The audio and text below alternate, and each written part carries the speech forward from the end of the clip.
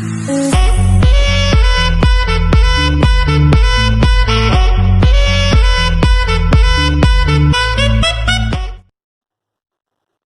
علیکم، میں ہوں سیف الرحمان اور آپ دیکھ رہے ہیں میرے یوٹیوب چینل۔ تو دوستو، پچھلی ویڈیوز میں آپ نے دیکھا ہوگا کہ میں ارطغرل سیزن 1 کے 5 ایپیسوڈز کو سمرائز کر رہا ہوں، اور آج بھی میں نے اس ویڈیو میں آگے آپ دیکھیں گے انشاءاللہ کہ میں نے 16 سے 20 تک کے ایپیسوڈز کو سمرائز کیا ہے۔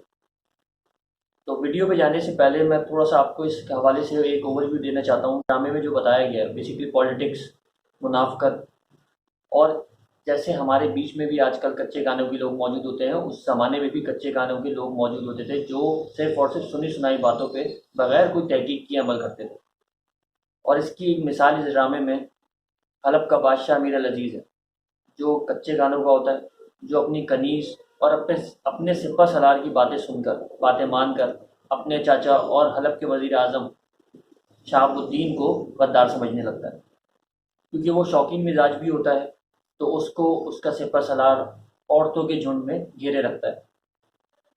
تو اس ویڈیو پہ جانے سے پہلے اگر آپ نے ہمارے چینل کو سبسکرائب نہیں کیا ہے تو ہمارے چینل کو سبسکرائب کر لیں۔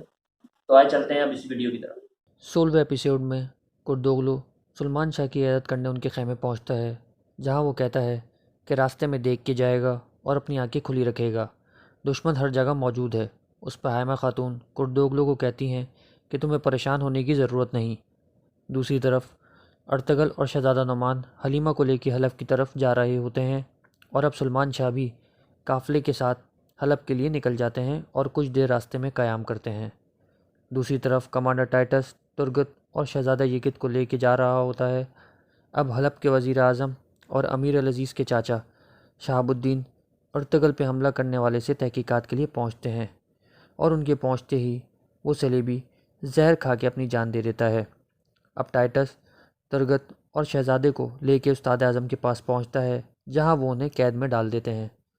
اب استاد اعظم کمانڈر ٹائٹس کو بولتا ہے کہ ایک ارطغرل کے لیے تم نے میرے 30 جانباز سپاہیوں کو مروا دیا، اور ٹائٹس کو ایک اور موقع دیتا ہے کہ حلب جاؤ اور وہاں کے تمام معاملات پر نظر رکھو۔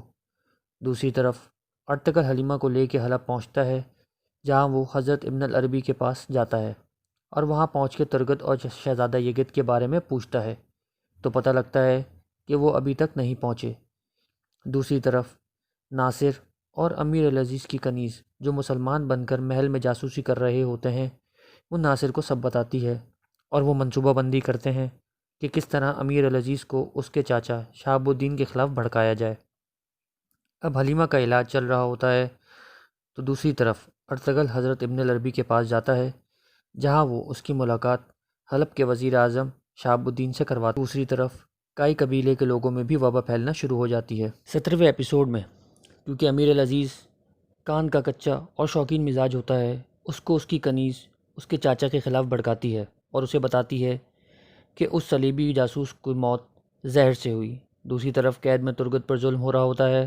اب استاد اعظم دوسرے پادری تھامس کو کہتا ہے کہ یہ سارا کام ٹائٹس جیسا کم عقل نہیں کر سکتا، بلکہ اس کام کو وہ کر سکتا ہے جو خود کو ترک سمجھتا ہے، اور یہ سب میں قدیمی عیسائی نسخے کے ذریعے کروں گا۔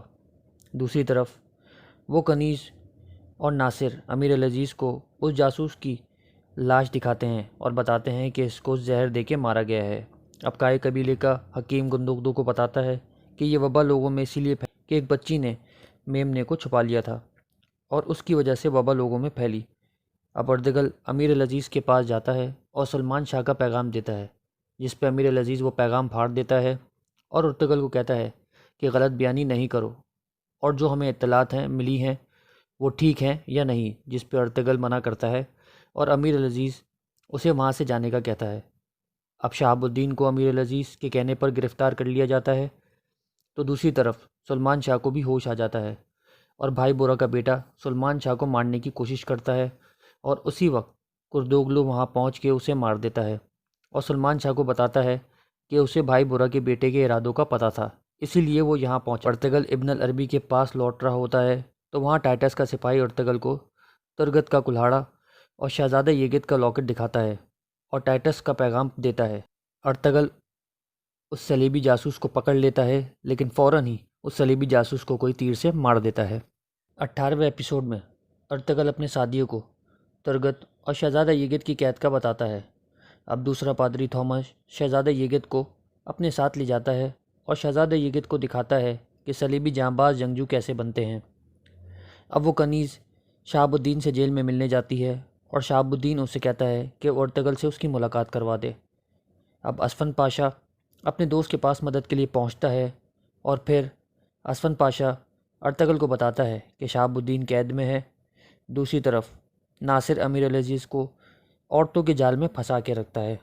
اب وہ کنیز ارطغرل کے پاس پہنچتی ہے اور اسے شہاب الدین سے ملوانے کا کہتی ہے۔ 19ویں ایپیسوڈ میں ارطغرل کو وہ کنیز دھوکہ دیتی ہے اور ارطغرل کو صلیبی گھیر لیتے ہیں۔ تو اسی وقت ارطغرل کے ساتھی آ جاتے ہیں اور ان سب کا مقابلہ کرتے ہیں اور وہ انہیں مار دیتے ہیں۔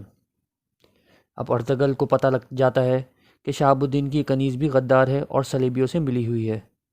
اب شہاب الدین پر مقدمہ شروع ہوتا ہے، جہاں تمام گواہ جھوٹی گواہی دیتے ہیں اور وہ کنیز بھی۔